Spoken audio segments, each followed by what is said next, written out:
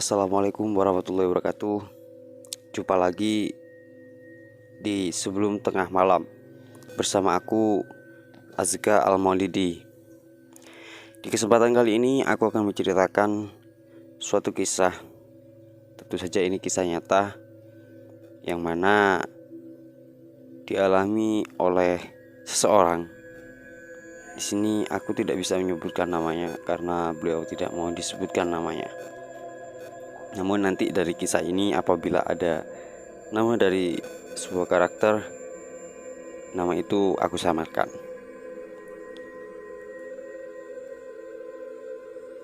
Namun sebelum ke videonya, silakan teman-teman semua menekan tombol like-nya serta subscribe jika kalian belum subscribe, dan tentu saja bagikan supaya channel ini lebih berkembang, dan tentu saja aku akan menyajikan banyak konten-konten menarik, tentu saja seputar misteri dan horor.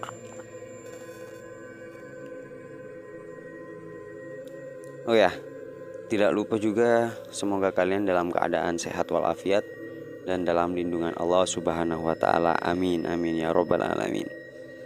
Oke, langsung saja kita ke videonya. Saksikan kisah ini. Jangan tonton sendirian.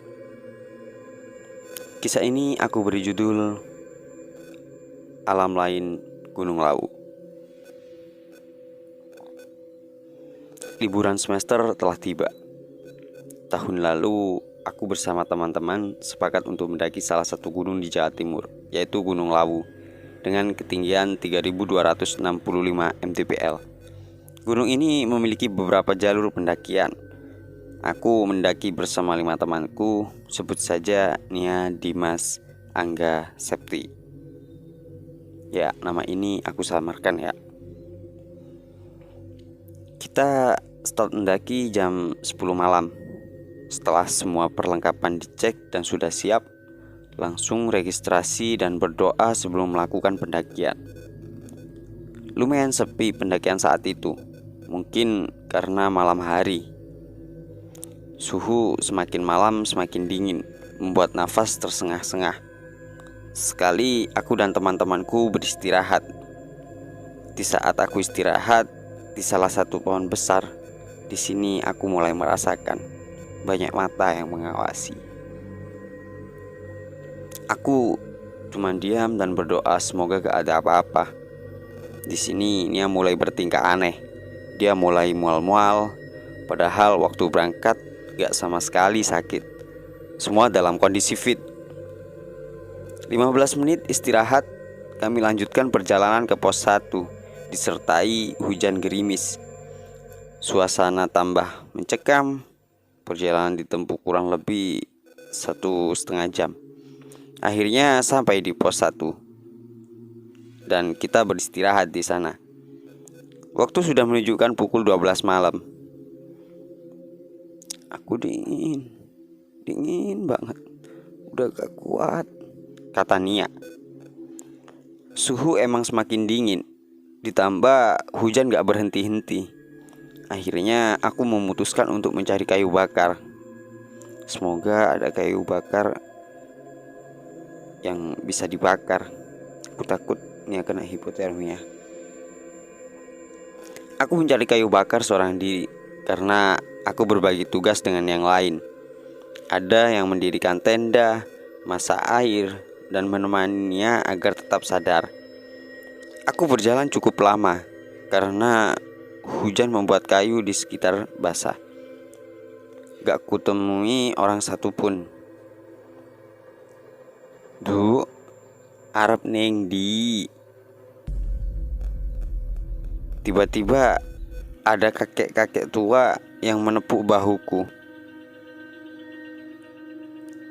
Ini mbah, saya mau cari kayu bakar. Teman saya kedinginan, sahutku. Sejujurnya aku bingung, ini kakek tua asalnya dari mana? Padahal gak ada satupun orang yang aku temui tadi. Ya udah, ayo mampir ke gubukku dulu. Aku kayaknya punya kayu kering, kata si kakek. Beneran, Mbah? Rumah Mbah di mana? Tanyaku. Dalam sana, sambil menunjuk ke arah semak belukar. Aku masih berpikir positif karena ya di Lawu beberapa pos ada warungnya. Siapa tahu Mbah ngajak aku ke warungnya atau emang dia tinggal di warungnya. Aku lihat kakinya napak, jadi aman-aman aja. Gak ada 10 menit aku sampai di gubuk tua dengan lampu teplok di depannya. Baru kali ini ke Lawu ada rumah-rumah, batinku dalam hati. Serius, baru kali ini lihat rumah kayu, bener-bener gak pernah lihat. Atau emang simbahnya bangun di sini kali ya? Mbok, ini ada anak minta kayu. Temannya ada yang masuk angin, ujarnya. Kulala nenek tua berbalut kebaya dan jari ala zaman dulu. Beliau mempersilahkan aku masuk. Dalam rumahnya ya biasa, seperti rumah zaman dulu. Saya baru sadar di sini ada rumah, Bah, ujarku. Ya, gak semua orang bisa lihat, ujar nenek tua itu. Aku masih berasumsi mungkin rumah ini harus masuk semat. Jadi pada gak tahu kalau ada rumah. Kemudian aku dibuatin minum dan secangkir kopi serta singkong. Ini diminum dulu kopinya. Kamu capek kan? Biar kayunya disiapin, Mbah, ujarnya tua sambil menata kayu tersebut. Terima kasih loh, Mbah. Aku langsung minum kopi dan makan singkong itu. Ngomong-ngomong, di sini aku jadi lapar. Mbah, udah aku ambil ya kayunya, ujarku. Iya, ayo tak antar ke pos daripada kesasar. Akhirnya aku berpamitan, cium tangan dengan Mbah. Aku masih belum memikirkan hal-hal aneh sih di sini. Tidak ada 10 menit aku berjalan dan pos 1 sudah terlihat. Dan aku berniat menyapa Mbah. Mbah, saya pulang dulu, makasih kayunya. Saat membalikan badan aku lihat Mbahnya sudah gak ada. Dan seketika aku bengong saat itu.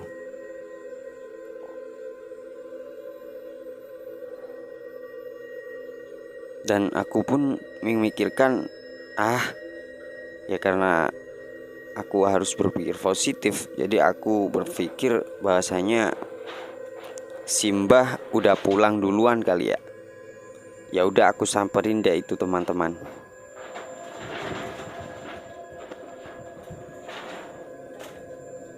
Dan saat aku nyampe di pos, teman-temanku sudah gak ada. Mereka udah hilang. Aku panik kan. Akhirnya aku nunggu beberapa saat sampai ada mas-mas mendaki yang naik. Mas, tahu teman saya gak 4 orang? Tadi yang cewek hipo, terus tak tinggal cari kayu. Loh, Mbak, temannya udah dibawa turun tadi. Katanya nunggu mbaknya hilang. Wah, aku shock dong. Kok hilang gimana coba? Orang aku udah izin kalau aku cari kayu bakar. Mas, ini jam berapa? Tanyaku. Jam 4:30 pagi, Mbak, jawabnya. Saat itu aku kaget bukan main. Padahal sepertinya aku gak ada 30 menit buat ke rumah Mbak dan ambil kayu bakar. Jam 12 aku benar-benar udah mulai keliling cari kayu. Masa iya sekarang udah jam 4:30 pagi? Akhirnya aku diam dan disambut banyak petugas base camp. Untung bisa pulang, Mbak, kata petugas itu. Masih bingung dengan perkataan petugas base camp yang bilang begitu. Jadi saya ini kenapa, Pak? Kok kayaknya cuma jalan 30 menit, balik bisa 4 jam, kataku. Si bapak menghela nafas panjang. Jadi gini, kamu baru aja masuk ke dunia lain.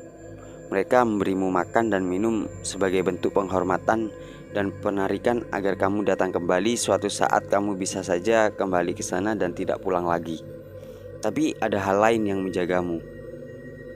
Hal yang menjagamu lebih tua dari mereka yang mengincarmu, kata si bapak petugas itu. Jadi tadi setan. Terus saya minum kopi. Apa terus singkongnya apa? Duh, singgana toh. Aku mulai panik dong. Bayangin aja, kalau setan mana punya stok kopi sama singkong. Mungkin kamu mau minum darah hewan atau darah sesaji. Singkong bisa saja daging hewan atau daging sesaji. Kamu lihatnya sebagai makanan yang membuatmu haus, kata petugas itu. Gila gak sih? Astagfirullah, aku minum darah. Ternyata aku sekarang aman-aman aja.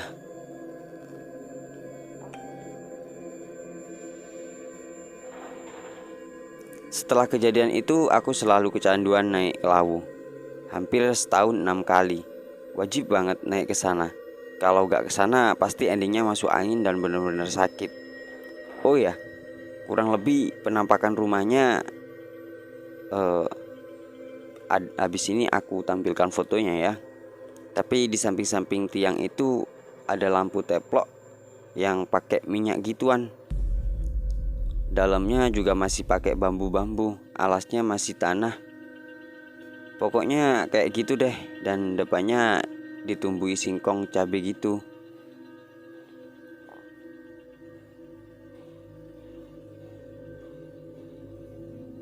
Nah, sepulang dari Lawu 2 hari setelahnya aku demam tinggi banget. Diperiksain ke dokter, gak ada penyakit apa-apa. Terus kata mbakku aku kena sawan. Aku gak tahu artinya sawan apaan. Di bahasa Indonesia pokoknya orang Jawa bilang sawan. Bener-bener demam gak bisa apa-apa. Malamnya aku dimimpiin didatengin kayak patung kayu tapi bentuk orang gitu. Rambutnya panjang, tipis.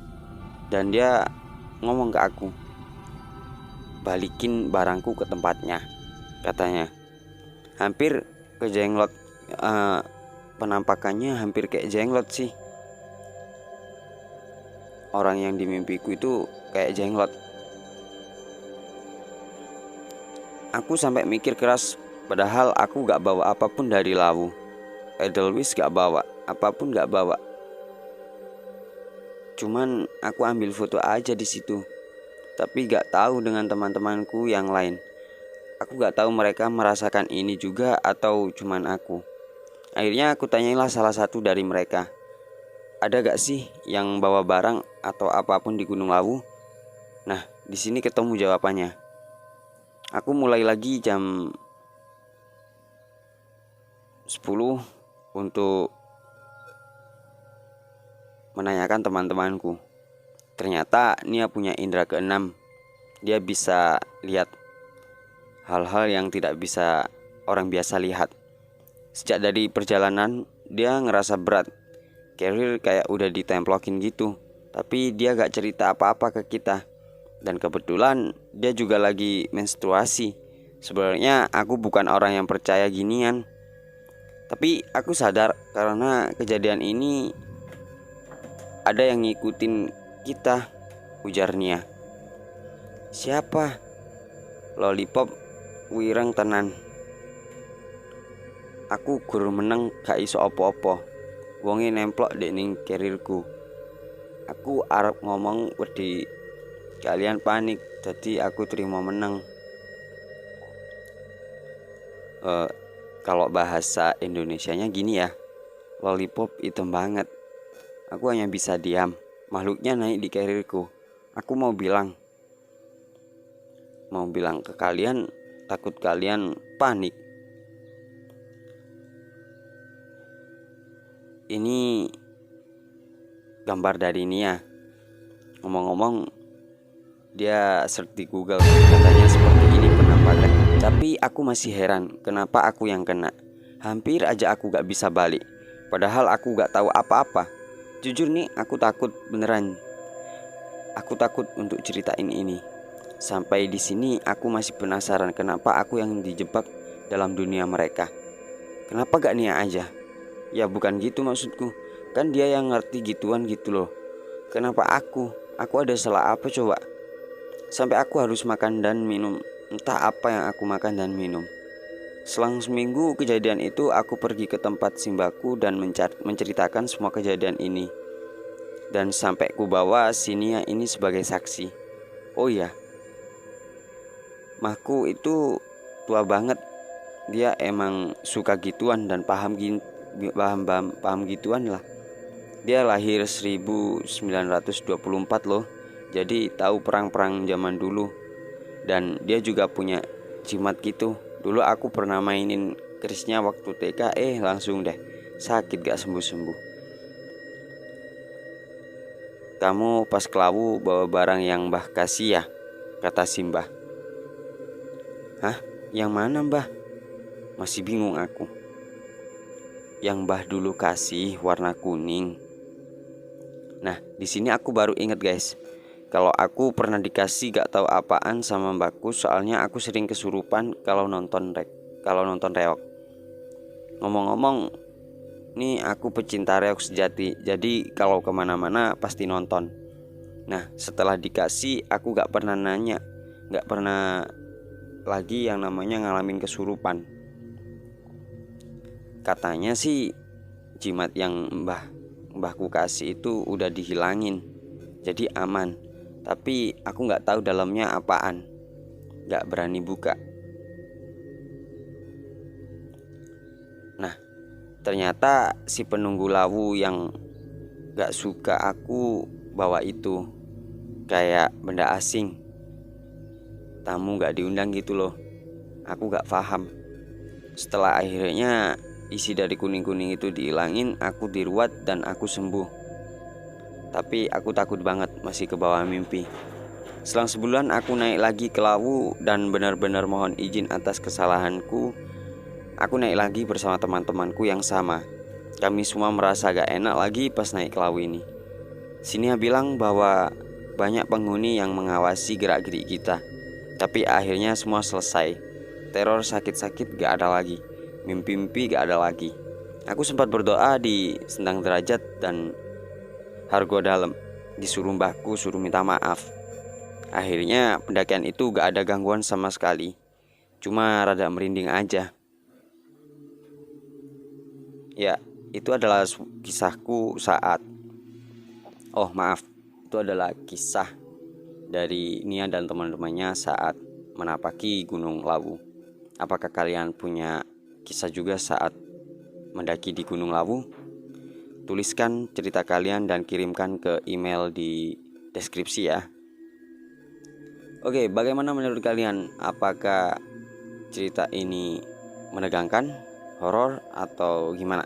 Silakan komen di kolom komentar ya. Aku tunggu jawaban kalian. Semoga kisah ini menghibur. Dan perlu kita ingat bahwasanya kemanapun kita pergi, kita harus jaga sikap. Apalagi di alam liar ya, kayak gunung, pantai, ataupun hutan. Jadi kalian harus benar-benar jaga sikap. Dan juga jangan lupa doa, minta restu orang tua. Dan jangan bawa barang-barang yang aneh ke sana, seperti jimat atau lain sebagainya. Karena hal itu mungkin saja melindungi kalian, tapi juga bisa menjadi bencana buat kalian. Oke, mungkin itu saja yang dapat aku ceritakan dan aku kisahkan. Kurang lebihnya mohon maaf yang sebesar-besarnya. Aku Askal Maulidi pamit undur diri. Assalamualaikum warahmatullahi wabarakatuh. Sampai jumpa di video selanjutnya.